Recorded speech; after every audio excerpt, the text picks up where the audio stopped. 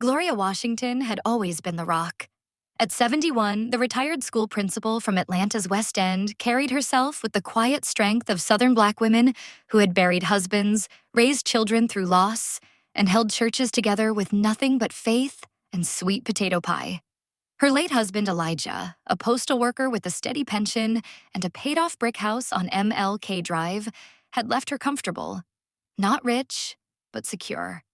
For 3 years, that security had flowed like a river to her only son, Marcus, and his new wife, Shonda.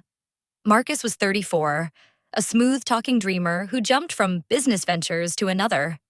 Shonda, with her long lashes and real estate license that never seemed to close deals, knew exactly how to smile and say, "Mama Gloria, you're the backbone of this family." Gloria paid their mortgage when the payment slipped, covered Shonda's branding photos, filled their fridge, and even co-signed on a car note. Over $28,000 gone from Elijah's pension and her savings. She told herself it was love, family, legacy, until the wedding. Gloria had spent weeks planning her mother-of-the-groom dress. Deep burgundy, elegant, with gold accents that caught the light like the gospel choir robes on Easter Sunday. She'd set aside $1,500 for a gift. Then came the phone call. "Oh, Mama G," Shonda said, voice dripping honey. "We already did it yesterday.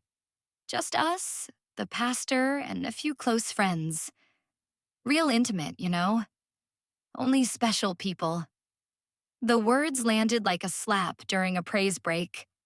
Gloria stood in her kitchen, phone pressed to her ear, staring at the peach cobbler she'd baked for the reception that would never happen. Special people. Not the woman who had rocked Marcus when his father died. Not the woman who had prayed over them at every Sunday service at Greater Mount Calvary Baptist Church.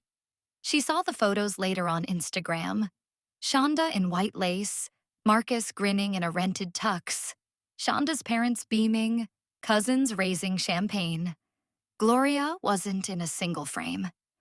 A week later, Shonda called again, voice shaky. "Mama, Gloria, the mortgage is behind. They talking about foreclosure. Can you just—" "No." The single word cut through the line like a final amen. "Excuse me?" Shonda's tone shifted. "I said no. I only help special people remember." The silence was thick enough to choke on. That night, Gloria sat on her front porch, the same porch Elijah had built, and cried tears that burned hotter than Georgia summer asphalt. Not just sadness, rage. Years of giving while being treated like an ATM with a heartbeat. She calculated it all. $28,400. Money meant for her golden years, for mission trips to Ghana, for spoiling future grandchildren who now felt like a distant dream. The next morning, she drove to her bank on Peachtree and canceled every automatic transfer.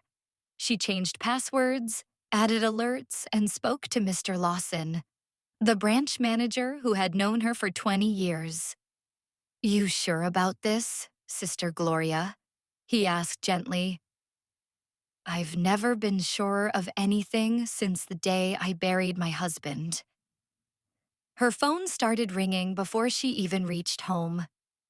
Marcus, Shonda, unknown numbers. She let them ring. Then came the visit.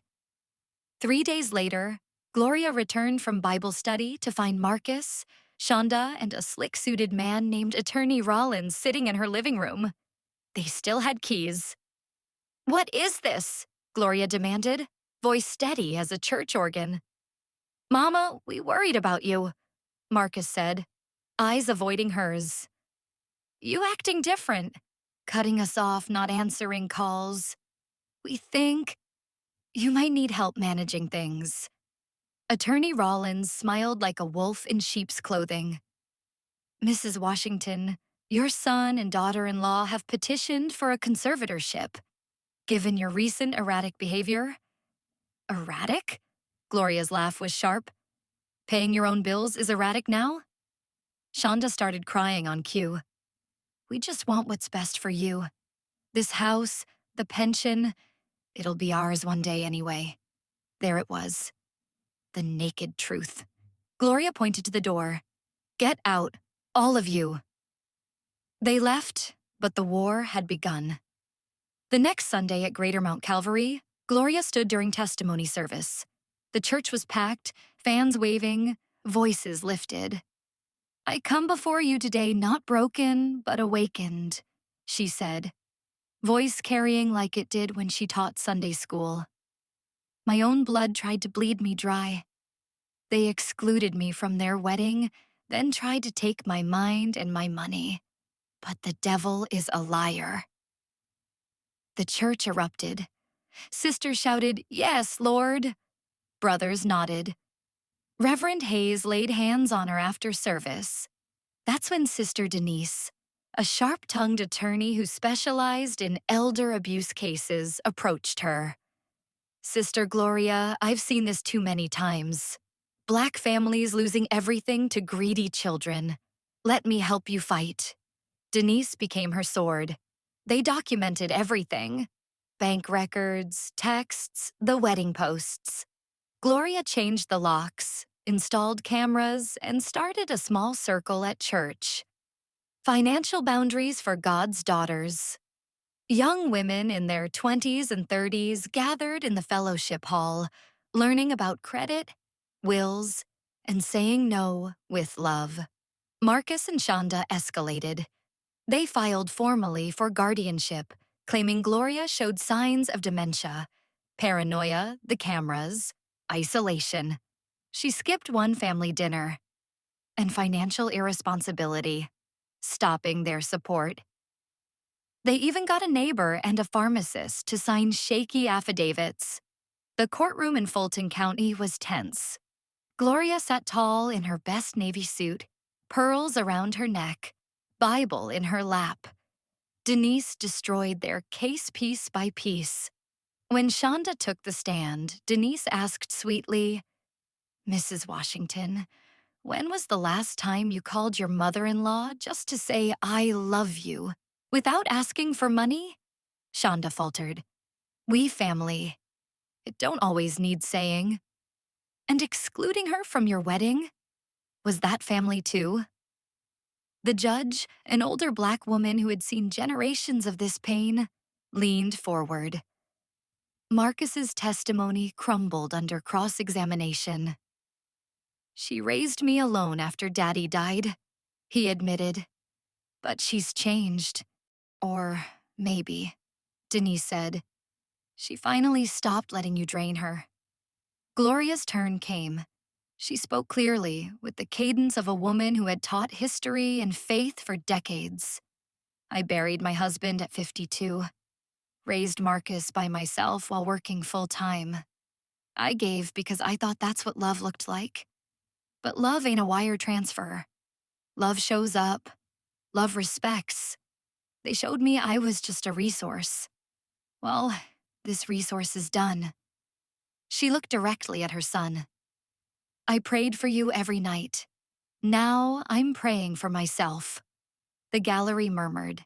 Several church sisters wiped tears. After 2 days of testimony, including Gloria's flawless psychiatric evaluation and character witnesses from the church, the judge ruled, "Mrs. Washington is fully competent. This petition appears motivated by financial gain rather than genuine concern. Request denied." Furthermore, the court recommends the district attorney review this for potential elder exploitation. Outside the courthouse, Marcus tried one last time. "Mama, sorry. We can fix this." Gloria looked at the young man she once carried in her arms. "Fix your own life, son. I'm fixing mine."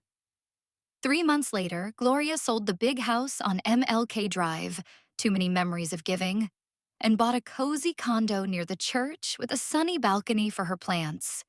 She donated $10,000 to the church's Elder Protection Fund and started traveling. First stop, a women's conference in Harlem.